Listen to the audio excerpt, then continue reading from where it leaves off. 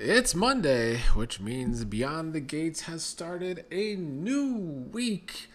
Unfortunately, today's episode was not the best, and I do have some weaknesses to discuss today. I'm always going to be honest when discussing all the shows on this channel, and Beyond the Gates is no different.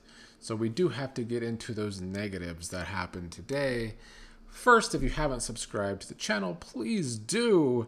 Also, please leave your own comments. I enjoy reading your own comments, whether you agree with me or disagree with me. I love to see what the rest of the fan base is thinking about the show as well. And you can also support the channel on Patreon for just $3 a month. Patreon.com/OCGTV. I'm watching old One Life to Live and old Days of Our Lives currently.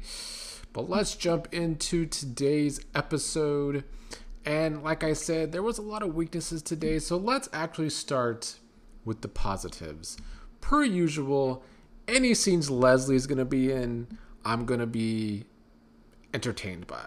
Leslie / Dana and all these names that she has, and her lines like talking about how she's not good with names, and Jacob calling her out that maybe it's because she goes by so many.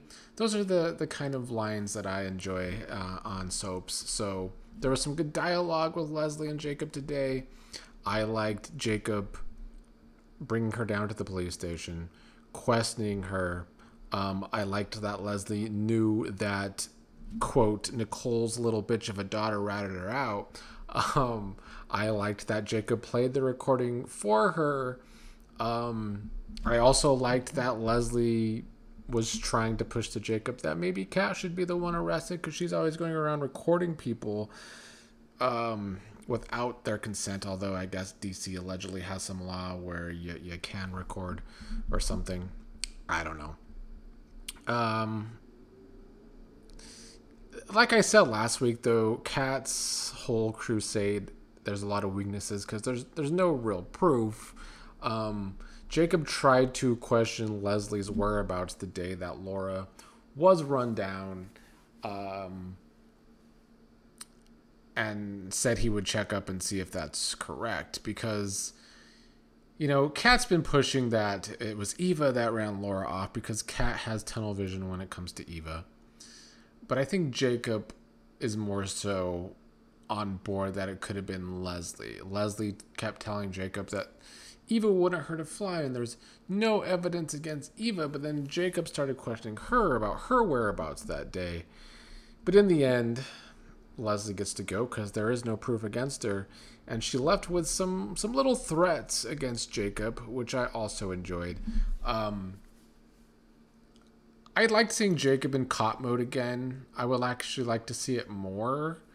Of all the stories that kind of get dropped and picked up again, and there's a lot of them, I feel like the Chelsea relationship with the couple doesn't get a lot of airtime. It just comes back every once in a while.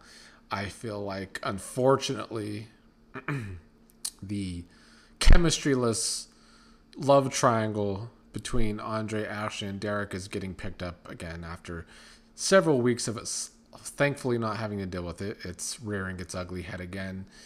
But we have dropped Jacob and his partner and the possible dirty cop situation that even Jacob's father might be involved with.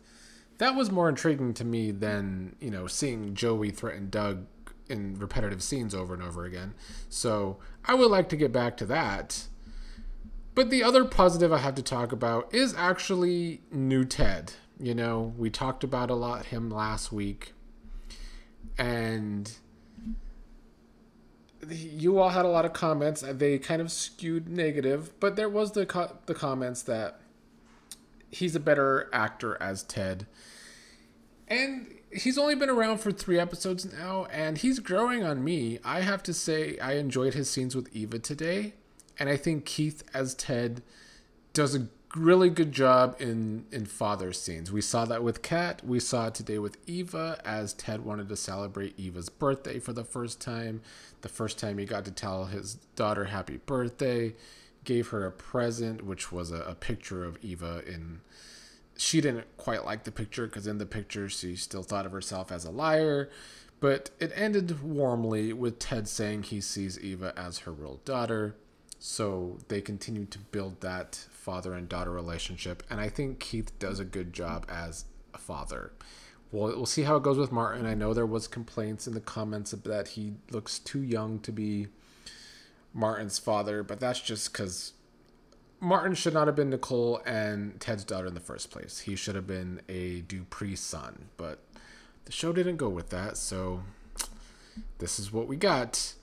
So we'll see how Keith continues to do. I know some people felt, and maybe I'll try and get to the comments from the last video if I remember at the end of this video, about new Ted and his scenes with Leslie falling a little flat, which it was different. Like I said, with old Ted, there was a fire in scenes with Leslie that I think that chemistry isn't going to be there as much between Ted and Leslie. However, I am expecting Ted and Nicole to have some really good chemistry. Or maybe I'm hoping. Because the rest of this video I'm going to talk about how there's a lot of lack of chemistry among couples on this show. But I saw this little video on Instagram over the weekend, and it was only a few seconds of Ted and Nicole together. And they weren't acting in it, they were just together. They have chemistry. So I am expecting Ted and Nicole to actually have a lot better chemistry than old Ted and Nicole did. Just judging by those few seconds on Instagram anyway. But speaking of lack of chemistry, let's get to this shit. Kat ran into Thomas, literally, or Tomas, and you know, she gave him a little shit about the last time they were together. She left the restaurant for a second, came back, he was with Eva. Kat, you know, Eva lives in Kat's head rent-free. That is just a fact. But where this relationship is with Tomas and Kat, there is no chemistry. You know, they kissed a lot in this episode. They missed each other's kisses. And they really miss those dry-ass kisses? I don't know. It wasn't giving. Their kisses have never gave. And a lot of it does just have to do with the Tomas actor. I'm going to complain about it every week. I still, you know, I like the new Ted, but if anyone should have been recasted first, it should have been Tomas. And I will continue to say that no matter how repetitive that is. And I think today's scenes with Tomas and Kat prove that. You know, they discuss his tattoos. They give Tomas a little backstory. But I'm just still not feeling Tomas and Kat because there is no chemistry. And then that brings us to Derek and Ashley, two characters without chemistry as well. And I just don't understand why these characters are even here. They are one-note characters that become very boring very quickly. They fight about the stupidest shit, so it's bad writing. They're going to break up because scratches on a refrigerator, please. And then the acting for the characters is equally as boring. So you add all this together and it makes me question why these two are even characters on the show in the first place. And then they bring Andre back into Ashley's orbit by the end of this episode after Derek's going to pack to leave. And I don't think Andre and Ashley have chemistry either. There is a lack of chemistry on this show where the couples are concerned. Truly, the only couple on the show with chemistry that is an actual couple is Andre and Dani. And it's just a bunch of physical chemistry, which was the problem between those two characters. Today, Andre seems to want more from Dani, and it's making me actually enjoy them more as a couple. The fact that Andre does want more, and the fact that Dani wants to keep them hidden. I mean, Andre told Dani in today's episode that he wanted to basically come out in public. He didn't like that Dani was keeping him from Pamela. She was saying that if Pamela finds out, then Nicole's quickly going to find out. And Dani's not ready for Nicole to find out more news that she didn't know. But I do like this problem for them as a couple. It's a lot better than a scratch refrigerator. That's for damn sure. So today actually made me want to root for Andre and Dani more, really for the first time. As much as I do think they have chemistry, I haven't exactly rooted for them. But I do have a problem overall that there is just this lack of chemistry with a lot of couples on the show. I guess you can say Vanessa and Doug have a little bit of chemistry, but not enough. And I come from, like, I started in soap operas with Days of Our Lives, so super couples. And I don't expect this show to have super couples. I don't think it's that kind of soap, and I don't want it to be that kind of soap. I want it to be more like a CBS soap. But even CBS soaps had couples with great chemistry. Josh and Reva on Guiding Light, one of my top 3 favorite couples because of their chemistry. So I would just like to see more chemistry with couples on this show. And maybe they need to test better. I don't know. But something does need to change there. Dani and Bill have the best chemistry on the show, in my opinion. And I do think we will eventually have Dani and Bill circle back to each other. But that's been built as such a toxic relationship that I'm not exactly rooting for that either. So, yeah. And a lot of it is just me upset that we're circling back to this Ashley, Derek, Andre love triangle that isn't working. Let's also just circle quickly to Vanessa and Doug and Joey. I have not liked the writing for Vanessa lately. I meant to mention this on Friday when I did a live, but as I said, when I do live, I tend to rush through what I want to say. And I forgot to talk about Vanessa. We saw Vanessa on Friday with another man. And so she just has a sex addiction, I guess, that we're supposed to... I don't know what we're supposed to feel with this situation. That, I guess, is my problem. Are we supposed to want Vanessa and Joey to hook up because they could possibly have chemistry? I guess, but the way they're writing it doesn't make me, mostly because it's moving so slowly and we're getting all these repetitive scenes now of Joey threatening Doug and Doug doing nothing. And then today, I felt like they tried to paint it as, well, Doug's still not telling Vanessa the truth that he's a gambling addict, but Vanessa laid it out on the table that, you know, she sleeps with other people, but she's not going to leave Doug. So is that supposed to make us respect Vanessa more? It doesn't. In fact, it annoys me because I do feel like the show really likes to say, men bad, and it's starting to annoy me. You know, we have the cheater in Bill, fine, but then they paint Ted as a cheater too. But then Vanessa's the biggest cheater on the show, and nobody calls her out on it. All of her friends seem to know. Pamela seems to know, but I do like the fact that Pamela and Vanessa don't seem like friends. I wish Katie McLean would stop whatever voice she's using for the character of Pamela. I'm going to need that to disappear out of nowhere, similar to like Kofi Kingston in the WWE. I don't like Pamela's accent, but I did like that Pamela was talking shit about Vanessa with Diego. That's a rivalry I can get behind. But I just can't get behind the writing for Vanessa. I don't know what we're supposed to want from it. Are we supposed to be rooting for Joey to fuck up Vanessa's life and fuck up her business? I guess. Maybe. Because I don't like Vanessa's hypocritical nature, but I don't like that her friends are hypocritical with her. Like Nicole just got cheated on. Dani's been cheated on multiple times, but neither of them call Vanessa out on her own bullshit. So I don't like it. And I don't like the way that story's been written over the past week. Like, it seemed like we finally have had movement.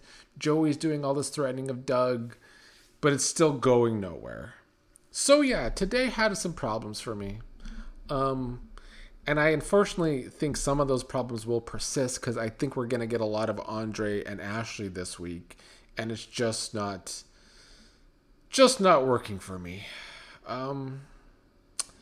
Yeah, let's read some of your all comments on Friday. And once again, let me say, please leave some comments on this video if you agree or disagree with me. I actually want to know, specifically, if you're still listening to this, I want to know your opinions on the Joey, Vanessa, Doug storyline the most. That's what I want opinions on the most.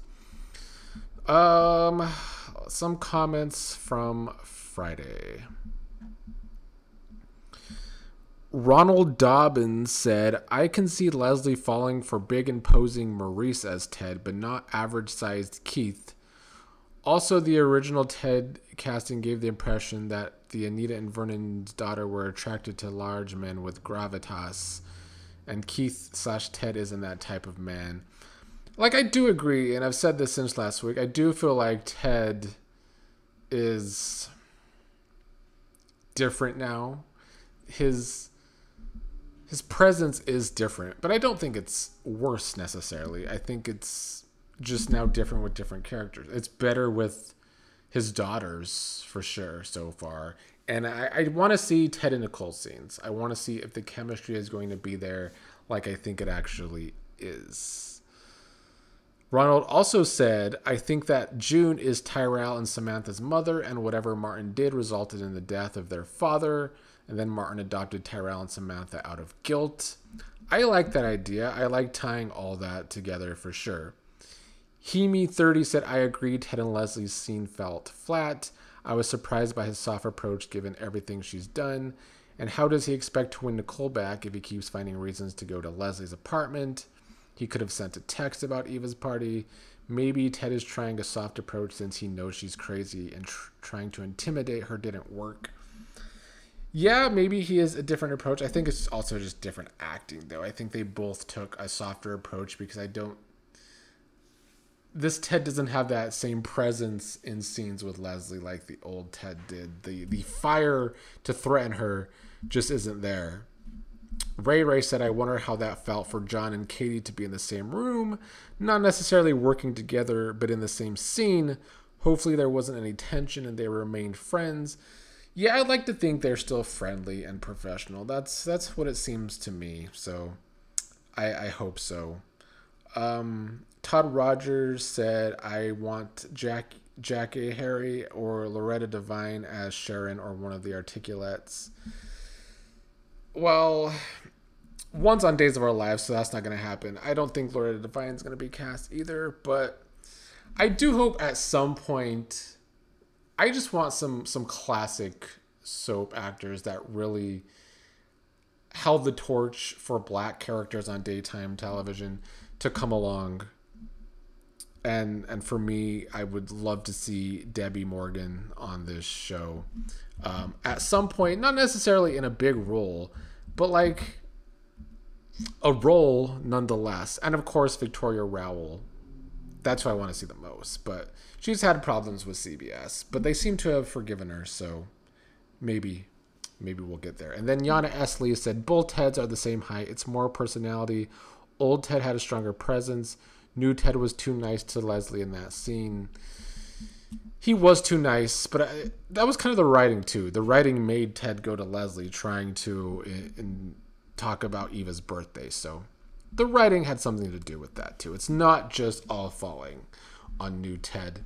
Anyway, this video has been long enough for what was a not so great episode today, but I'll be back either tomorrow or Wednesday for hopefully some better stories or some better written stories or maybe more chemistry with some characters. That'd be nice.